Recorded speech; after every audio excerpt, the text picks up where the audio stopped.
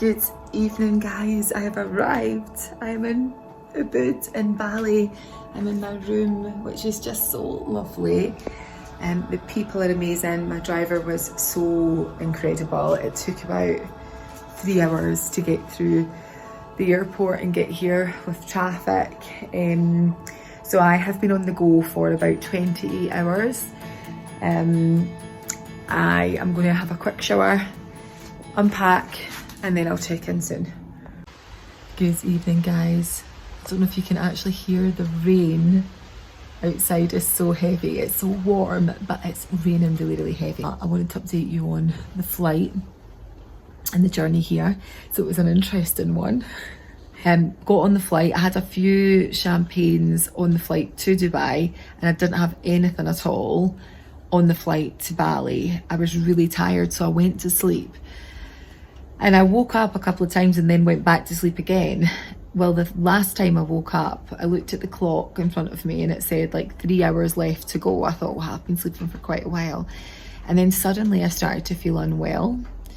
And when I say unwell, I started to feel quite sick. There was a bit of turbulence and stuff, but like nothing really major.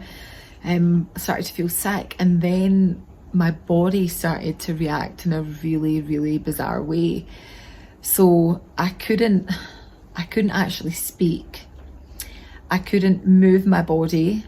It was almost like it felt paralyzed. My arms were so heavy, I couldn't really lift my hands up. Everything felt like such a struggle, and I felt really, really sick. And I thought, I'm going to have to get a sick bag, but I couldn't see anything in front of me, and I couldn't reach out in front of me to get anything or to search for anything. The air stewardess had walked past, and I kind of tried to get attention. I was trying to say to her, I feel sick, I need a sick bag.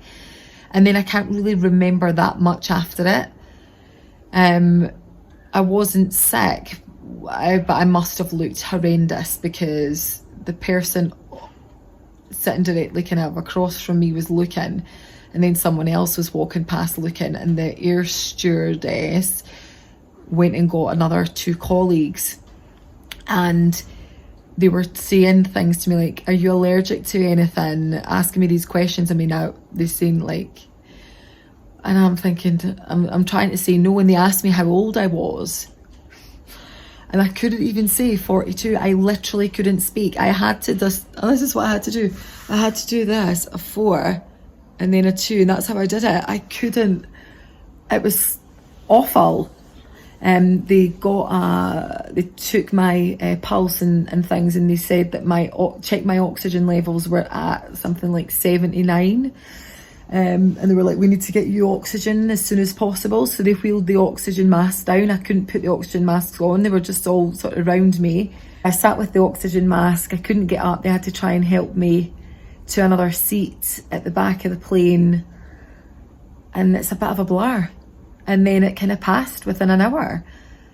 So I do not know what happened, if it was altitude or God, I don't know.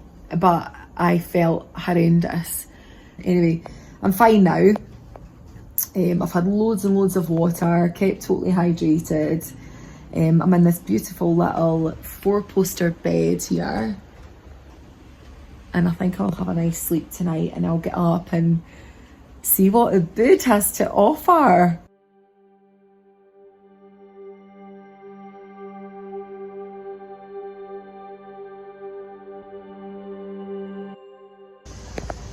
Good morning, guys. So day 1, let's go explore. This is the view from my balcony. I've just typed up my second blog number 2, and I'm just going to read over it in a wee while, because you know what it's like, you write it and then you have to leave it for a wee bit because you don't see your own mistakes. So I'm going to get that out so that everyone can read it very, very soon. And I'm talking about the opinions of others and how we allow the opinions of others to hold us back. And I share with you something recent that just happened to me, and hopefully how it can help you guys too. So I'm going to go explore Bali. I'll see you soon.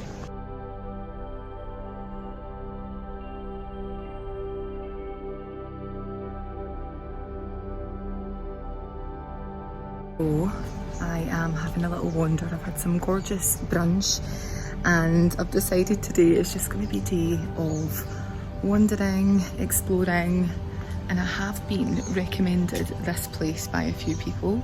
So I'm going to go and take a peek, see what it has to offer, and maybe go there at some point over the coming days for sure. But today is definitely about exploring.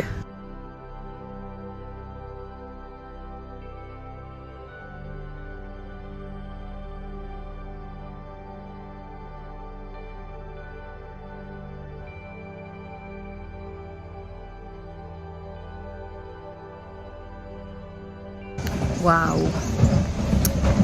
I had been told about Yoga Barn, but I had no idea how stunning and huge this place is.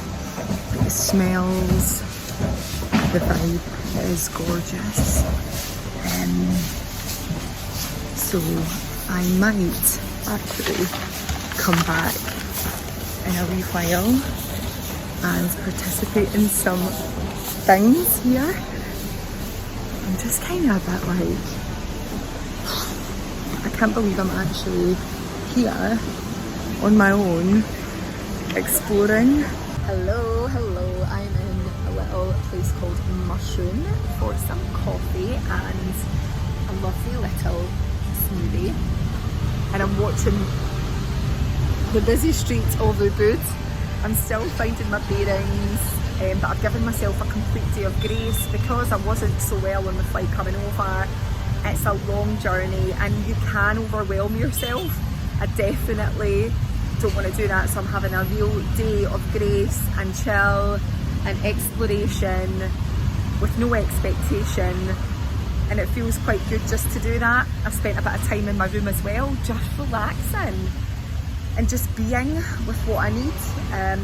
I put my second vlog up today, which was great. It was really cathartic writing it, because I got off the flight yesterday and my friend had sent me this thing saying that there'd been this newspaper article about me going to Bali, and it was online and there was some lovely comments, but there was some hate and there was some trolling, people judging and saying, you know, what a terrible mum I am for leaving my children, how I was coming here to meet a new man and get my sausage. Yeah, get my sausage! I mean, my first thing, honestly, when I saw that, I flicked onto it. I was on it for literally 10 seconds. I saw a couple of negative things and I came off it. I decided in that moment not to let that enter my energy field at all.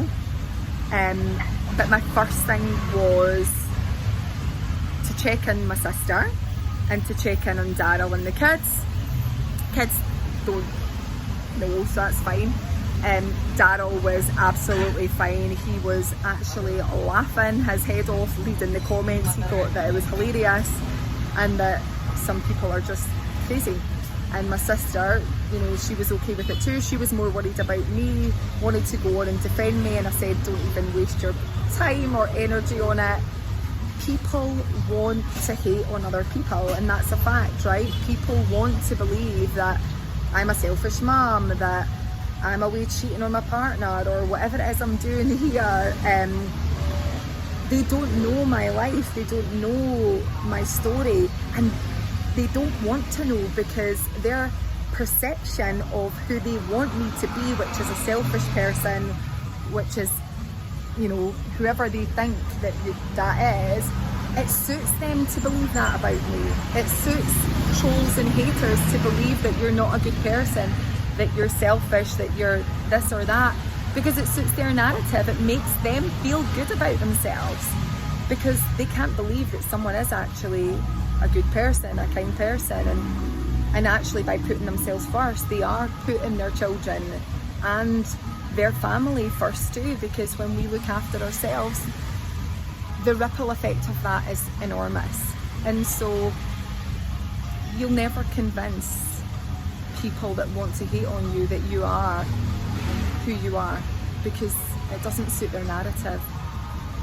The funniest one that made me laugh was saying that something along the lines of, because I only know this because my friend shared it with me, I didn't actually read it, was that I was a bad mum for abandoning my children.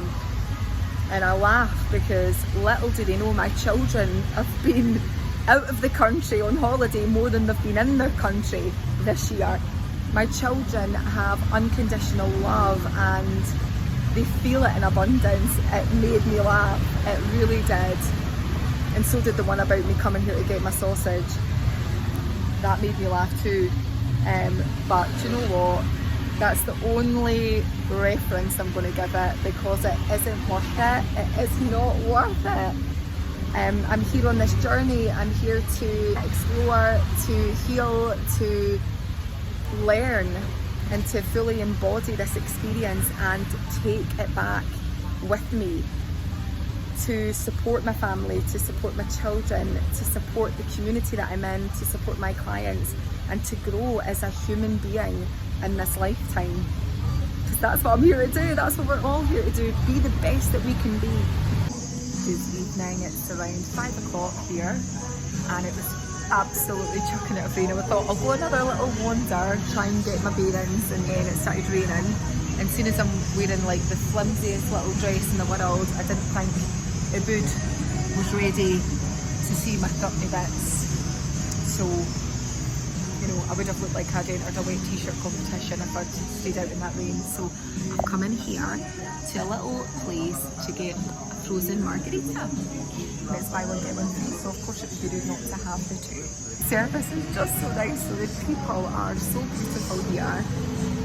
And I definitely feel safe, but I don't really know what I'm supposed to be doing or where I'm going. But I guess that's part of the journey. It's only day one. Let go of any expectation or pressure, right? And enjoy this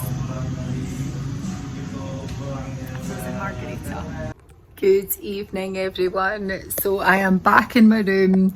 It is maybe about 9:45 at night here in Bali.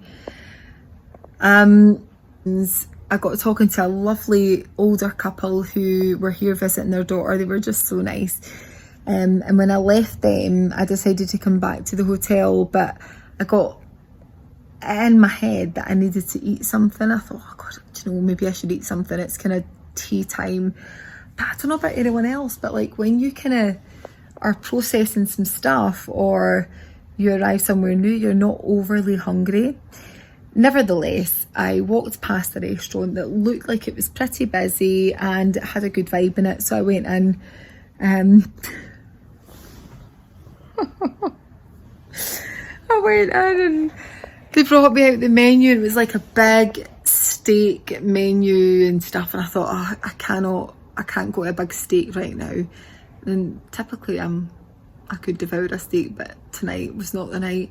And so I'd already sat down and I thought, right, okay, like just let me look at the starters. And I looked at the starters and I thought, I saw calamari and a bed of mashed potato, and I thought, do you know what, I'll go for the calamari and the bed of mashed potato. Well,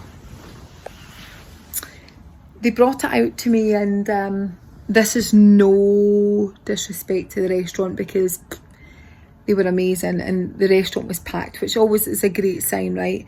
But for me, I sat and they put the plate down in front of me, and I actually instantly thought, this is what I imagine a bush tucker trial to be like.